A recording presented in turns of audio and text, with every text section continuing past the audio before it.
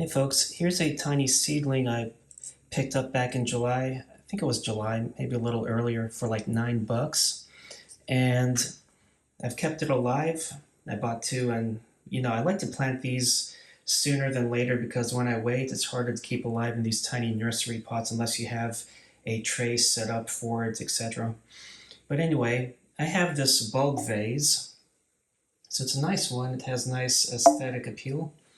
And I put some synthetic fiber as a wick, this cording. Using a zip tie, I made a ring. I zipped it invertedly and cut the excess to hold the wick. And it goes down, and this way it doesn't fall in. So I have that to plant in here.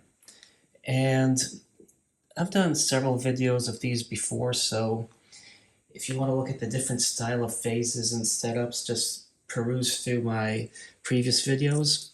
But anyway, or you can always subscribe for upcoming videos. So this is nice that it's planted in long fibrous sphagnum moss. So I'm going to set that in here like so. But the wick is going to still be up there, and this is at an angle. Now, it would be nice for the wick to protrude into here, but I'm not going to disturb the root system of this plant. And the reality is the roots will grow down into here over time.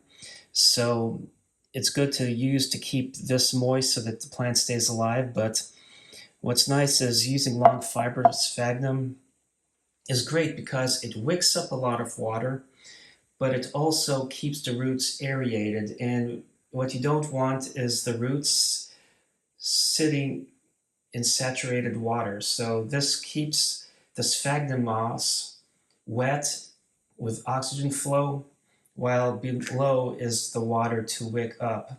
Now the roots that grow in there into the water, they seem fine.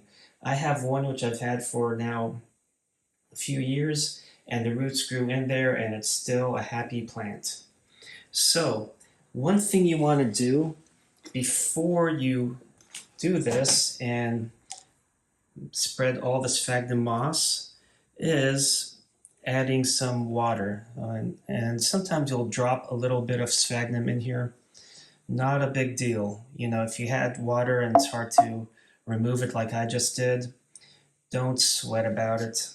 It will stay in there, and what's nice is it keeps the soil acidic. That a lot of times you have this on a sunny window because Nepenthes pitcher plants love the direct sunlight, but they also like high humidity, so you want a mix of both, not hot sun that's going to dry them out. But it's easier to start this with pouring water in there as opposed to trying to fill it up afterwards, because sometimes these can be a little tricky to fill up because it's harder to you have to put a little bit, let it soak through, then a little more and stuff.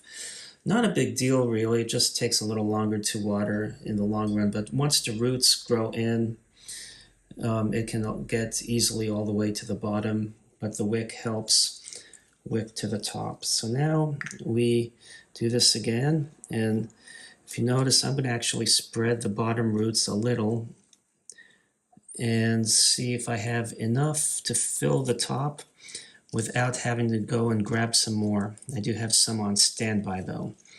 And I feel like it works. Now you see how this is growing leaning like that? That's fine. This will grow. You direct that towards a light, and sometimes a new shoot comes off the side.